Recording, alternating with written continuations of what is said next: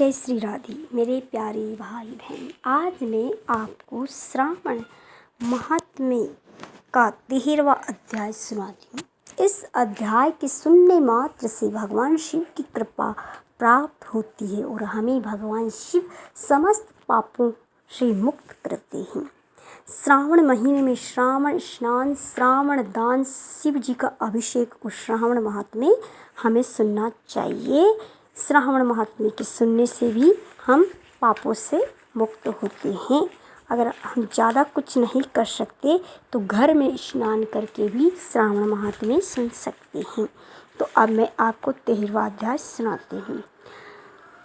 श्रावण शुक्ल चतुर्थी व्रत। इस अध्याय में चतुर्थी के व्रत के विषय में बताया गया है।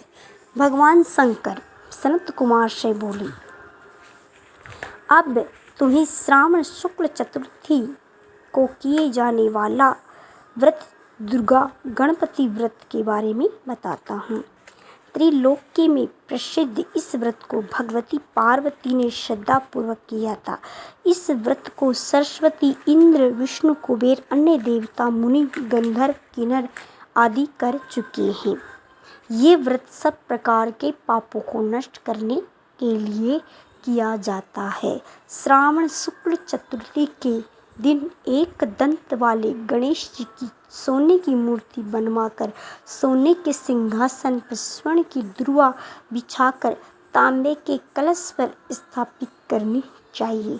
लाल कपड़ा बिछाकर सर्वतोभद्र मंडप का निर्माण कर उस पर कलश स्थापित करें।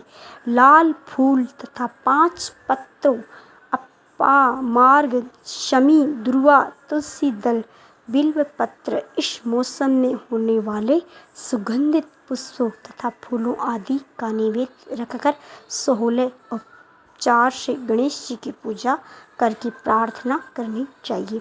इस स्वर्ण निर्मित प्रतिमा में विघ्न विनाशक गणेश जी का आह्वान करता हूँ। इसमें वे पधारे रत्नों से जड़ित उत्तम स्वर्ण सिंहासन बैठने के लिए देता हूँ। आप इसे स्वीकार करें। हे पार्वती पुत्र, हे विश्वव्यापिनी, हे सनातन, मैं आपको प्रणाम करता हूँ। मेरे विघ्नों का नाश करें। हे सुरश्रेष्ठ, लाल चंदन चर्चित मैंने भक्ति पूर्वक वन अक्षतों को चढ़ाया है। आप इसे स्वीकार करें। लोकों के अनुग्रह के लिए तथा दानवों के विनाश हेतु एक दंत ये आपको पतवार है। प्रसन्नता पूर्वक धूप को स्वीकार करें। इस दीपक को मैं बताता हूँ, आपको देता हूँ। आपको नमस्कार है।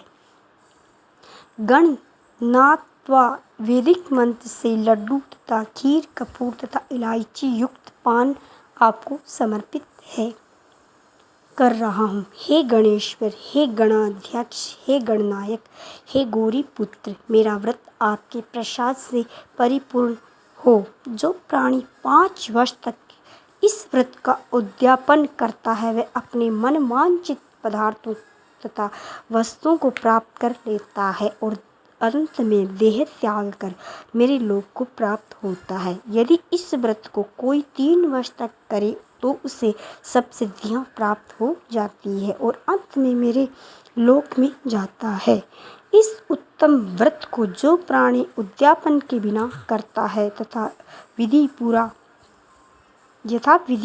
करने पर भी उसका व्रत निष्फल हो जाता है। उद्यापन अवश्य करना चाहिए। उद्यापन के दिन तिलों का जल में मिलाकर स्नान करना चाहिए। फिर गणेश जी की 1 पल या आधा पल, चौथाई पल की स्वर्ण की प्रतिमा बनवाकर उसको पंचगव्य द्वारा स्नान कराकर दुर्वा से पूजा करनी चाहिए। निम्नलिखित मंत्र द्वारा पूजन करना चाहिए। हे गणाधीश, उमासुत, विघ्न नाशक, आपको नमस्कार है। हे विनायक, हे ईश पुत्र, हे सर्व सिद्धि प्रदायक, हे हेमवक्त्र, हे मूषक वाहन, हे कुमार गुरु, आपको नमस्कार है। उपरोक्त सभी नामों से अलग अलग पूजन करना चाहिए। पहले दिन अधिवासन करना चाहिए, दूसरे दिन प्रातःकाल हवन करना चाहिए। गृह होम कर द्रुआ तथा लड्डू से प्रधान होम करना चाहिए।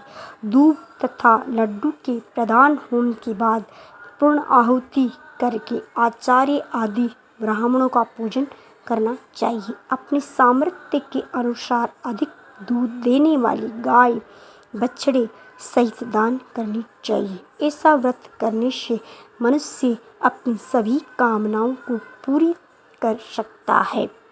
मैं अपने प्रिय पुत्र के व्रत करने वाले को सभी सुख प्रदान करता हूँ, अंत में सद्गति प्रदान करता हूँ। तो ये था श्रावण महात्म्य का 13वां अध्याय। आपको ये अध्याय कैसा लगा? अगर अच्छा लगा तो मेरे चैनल को लाइक करें, शेयर करें, सब्सक्राइब करें। धन्यवाद।